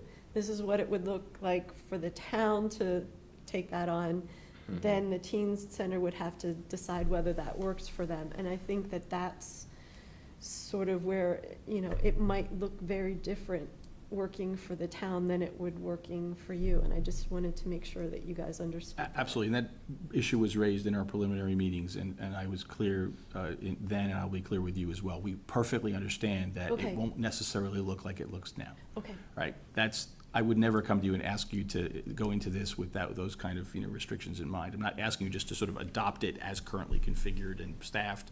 That may not make sense. Yeah. And I get that, we get that. So, yes, absolutely. Okay. Fully endorse that. Okay. do you have time? Go ahead, John. Real quick. Yeah, I really don't want us to leave here with any misapprehension about it suddenly becoming Middlebury-centric. It's partly the logic is because we're in your rec park, all the in-kind support is extraordinary, but I think it's actually very important that it be Addison County, this Addison Central, partly because other towns have some resentment about Middlebury gets this, Middlebury gets that, and I don't want to adopt that stance. Our schools, the teens we're serving go to school together, and they serve those towns, which is, of course, the original logic for Addison Central. Mm-hmm. So, and the other thing about fundraising, we would fully expect, part of this idea is could there be an advisory board that continues that are people really focused on teens that want to raise money for that effort, and how that, fits, I mean, with other, we don't want it to be a burden. I think if we figure it out, I think it'll be something that our community is very proud of, and that eventually could even help pay for itself. That's pie in the sky right now, but some of the programming we offer in the summer camp have some potential. And I really thank you all for your fundamental understanding of how important it is, and support for what we have done. If we can take the time to do a really thorough, and all the board members I know are very interested in being part of that. It's not, oh, Kathleen. And we've also had, I think, wonderful success collaborating with Kathleen on a memorandum of understanding with the select board, and then our lease for the teen center. They're not as complicated as this, but it's been really gratifying to work with the town on those two. Thanks. you. Thank you. So I'm looking for a motion for where we want to go forward. The request is to authorize Town Manager Kathleen Ramsey to explore jointly with Addison Central Teens a merger of the teen center into the town's recreation department. Is that something that the board supports? I would move that. You'll move that, Victor? Is there a second? Second. Okay, is there discussion? No, it was a very good presentation, Al. You did a really good job. I mean, really good. I have a great support team. Thank you very much. Okay. Just one quick comment, that we look first, Kathleen, at what limitations there are in the town accepting fundraising monies That's and what town monies before we go too far in the process. Like, in order to receive funds from the other towns, should we be does it have to be a 501c3? Like, can we? Friends of. Yeah, I think about the Like fire the- department. At the library. We support the fire department, obviously, but then they also have their own 501c3. That can fundraise. I do hate And if the it thought does- of competing with the parent-child center, the town competing Right, with the parent-child But center. my whole thought was, that one concern is about the cost of having a 501c3. But if that's necessary to capture some of this money, Right. does that sort of negate the? Most of those costs are because of the Right, it's personnel-related cost, and so what I would envision, it's very similar to what the library is doing with the Friends of the Library, Right. where the Friends are actually incorporated as a 501c3, Yes. Yeah, we got it. Yeah. And so, I mean, use the similar model, that they're using very successfully. Basically, we said, I mean, personnel and ongoing operating, expenses would be part of whatever town department or rec department, and then all the programming related expenses we, as members of the nonprofit Friends, would try to raise. I think they'll look at it all. I have no doubt. So, all in favor, please say aye. Aye. Any opposed? All right, thank you. Thank you very much. Thank you. Thank you. Thank you again for all your support tonight. Huge. Okay, so appointment of health officer and deputy health officer. Looks like Tom Scanlon, he's up. He's ready to serve? And Dustin Hunt, we might as well take care of him at the same time, is that what I read? Yes, please. So is there any questions about this? Basically, renewing service from two staff members who've done a great job already for our health officer and deputy health officer. Nope, seems good. They do know what they need to do, so I would move that we recommend. We have to do it in two separates. All right, first, that we recommend to the Vermont Commissioner of Health that Middlebury Town Health Officer Tom Scanlon be reappointed for another 3-year term, beginning in November 2017. And Victor seconds. Any discussion? Forgot what I was doing. All in favor? Aye. Please say aye. Aye. Any opposed? All right, thanks. You want to take the next one, Laura? I move to recommend to the Vermont Commissioner of Health that the Middlebury Deputy Town Health Officer Dustin Hunt be reappointed for another 3-year term, starting Second. in November again. November 1st. Okay. And there's a second by Victor. All in favor, please say aye. Aye. All right. Any opposed? All right. We are for it. Consideration of a donation of 1.3 acres on Creek Road to the town by the Bascom family. Kathleen, you want to take us through it? It's probably Yes. similar to what we did before. Yes, just a couple of years ago, the Bascoms approached the town to donate a piece of property. This is another piece down off Creek Road, right near where the gate is on the southern extent of the road. You have a proposal in your packet for the donation agreement, which is based on our last donation agreement with the Bascoms, and outlines that the town would pay up to $1,000 of their legal fees in exchange for the donation. They would like to get this done soon, if the board is agreeable. Any questions or discussion? Is the fishing good? The fishing is very good. Okay. And I like the fact that the town would own both spots on either side of the right-of-way where the former 3 Mile Bridge was. So if we did decide to do anything there, we'd have in the Yep. town offices already both sides of that property, so. Okay. Who wants to do it? I'm not doing another one. Okay, I'll Come do on, it. Farhad, do it. I'll make a motion to authorize Town Manager Kathleen Ramsey to sign the donation agreement with the estate of Charles H. Bascom Sr. regarding the transfer of a 1.3 acre parcel of land owned by the estate near 3 Mile Bridge and Creek Road. Second. Thank you, Victor. Any other further discussion? All in favor, please say aye. Aye. Any opposed? Okay, thank you. We already did the Marble Works, so we are at approval of check warrants. Back to you, Farhad.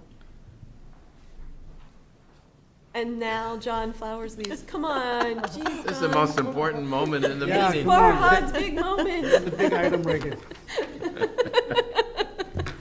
Classic. We're here for you, Farhad. Go ahead. I did the check review, everything seems to be fine, everything seems perfect. So I'm gonna make a motion to approve total expenditures in the amount of $654,938.91, out of which $564,624.37 goes for accounts payable, and $90,314.54 goes for the payroll for the period ending 10/7/2017. Is there a second? Second. Okay, Ooh. Heather, you get it. Heather gets it. Okay, all in favor, please say aye. Aye. Aye. Any opposed? All right, thank you. Okay, Kathleen, special town meeting, November 6th and 7th.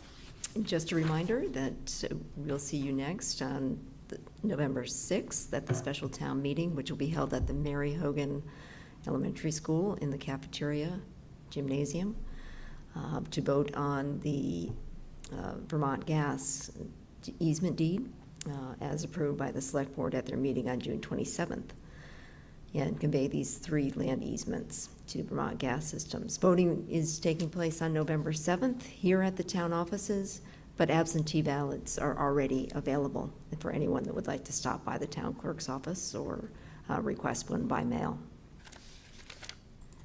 So this will be a test run for the new location at Mary Hogan School. Okay, next, update on proposed Actor bus stop. At your last meeting, the board expressed several concerns, questions about the proposed Actor bus stop, particularly on Main Street. Just to emphasize, it is a bus stop. There have been some refinements made to the plan, and we're going to be conducting some trials based on those revised plans. And that's it Okay, for me. great. Any questions for Kathleen? Can I just, are we all set with Mary? I did put Ann in touch with Sue at Mary Hogan, and Yeah, Are I we- filled out the application form. okay, We should be set. we're good, and we've got, do you need help with setup or takedown from us? Or do they feel that their staff was, I know that was still some of a question, so can you just let us know? Because I'm willing to come help I if you could think, also help if you need it. felt you needed help setting up or taking down. Okay, will do. Okay. We're volunteering for chair duty, yes. Okay, board member concerns, Farhad? No. Okay. Victor? No? Laura? I just wanted to mention that Button-Up Day will be occurring before our next select board meeting, so I just want to put a plug in for it. So what Button-Up Day is an opportunity for us to look at our homes and air seal them and just look at other efficiency measures that we could take.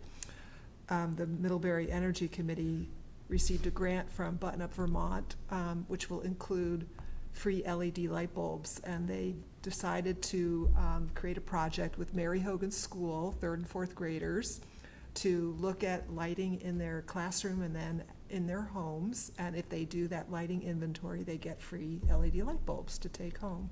So they may also be learning other weatherization measures that could be taken, so just letting people know, and actually, those light bulbs are on sale for 99 cents right now at our hardware stores, so stock up and get all the benefits of that efficient lighting. And of course, if you want more information on buttoning up, you can always contact me. I will talk till the cows come home. But not Thank you, Laura. But not tonight, huh? Not tonight. Thanks, Laura. Heather? So the editorial that was in the packet from Paul, Yeah. I keep hearing this suggestion that we should put workforce housing on Exchange Street. And I have a lot of concerns about that idea, and I don't know where it's at. Is that something that the Planning Commission or I was wondering about And that. I think that's one of the area that Jennifer wants to focus on as we look at neighborhood planning, particularly is that Exchange Street area and what might be appropriate there. So, for me, it doesn't make sense. You designate an area, commercial, industrial, because you don't want those things in your residential area. And I wonder why we consider our workforce as something less that doesn't deserve those same amenities that we might consider for ourselves. Like, would we go put a Cabot plant on South Street Extension?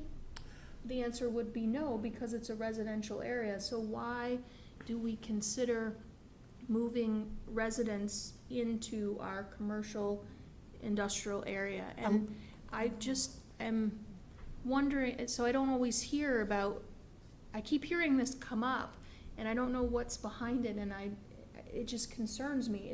Common sense tells me that the reason for the zoning and planning the way we have it, it serves a purpose. So is part of her zoning recommendations a change to that?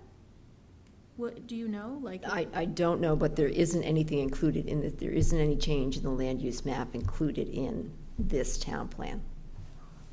I can follow up with her on the zoning changes. So I just, every time I hear that, it doesn't make sense to me, and although there is sewer and water service there are also sewer and water service in other areas, and I see other land as potential development for housing, and I wonder why we're so ready to consider Exchange Street as a residential area. I think Laura wanted to say something first. Well, it could be that there are pockets, where it could fit, and I think that's what I thought Jennifer might be considering. Yeah. So it could be at the Greg's side, maybe or I don't know actually where, but there could be pockets where housing might go, so she may be seeing, and others may be seeing a mixed use in certain pockets, not the whole thing. I share your concern. I mean, it sounds like the Industrial Revolution, you know, where you build up industries and then you put the workers close to the plant. And I realize, I mean, maybe this is not a fair reading of Paul's statement, but that's what it reminded me of. And I think that if we want to reconsider the use of the space, where it may very well be that there's justification for putting housing there, it should be mixed housing. I mean, in other words, there should be, but the fact that you want workers close to where they're working is, I think, a little bit, I just don't like the sense of it, and I also share your concern when when the town received this property and established an industrial park. It was, well, it's sort of out of the way for everything, and I think we need to be very careful about what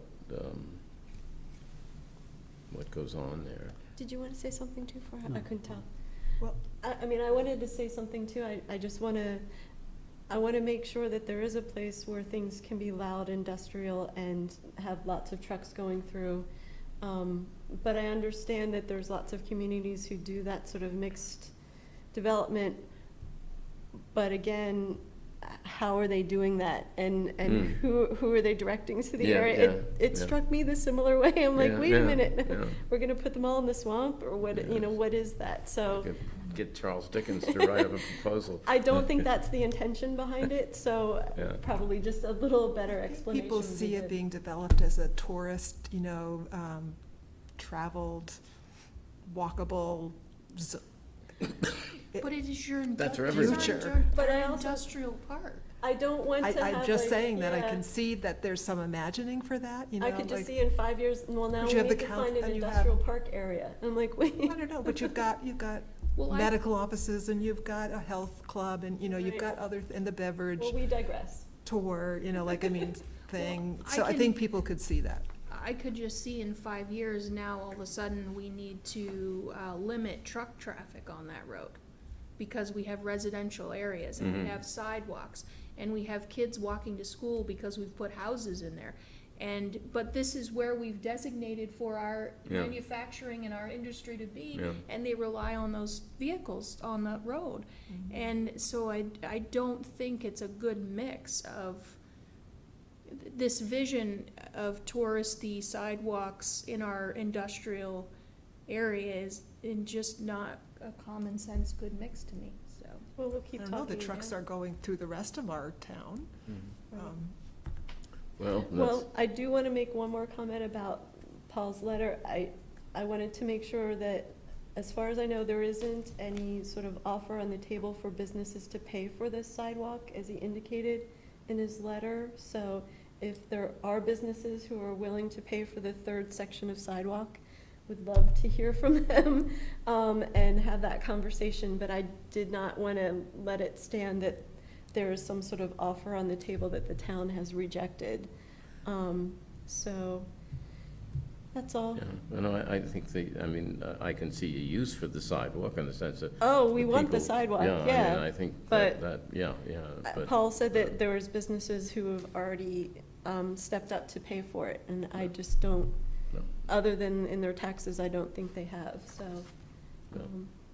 They that's can it. always do it. They can. So is there a motion to, we don't have an executive session, I forgot to talk about that in the beginning. So is there a motion to adjourn the meeting? I move we adjourn. Thank you, Victor. Thank you, Farhad. All in favor, please say aye. Aye. We are adjourned. Thank you very much. Thank you, Susan.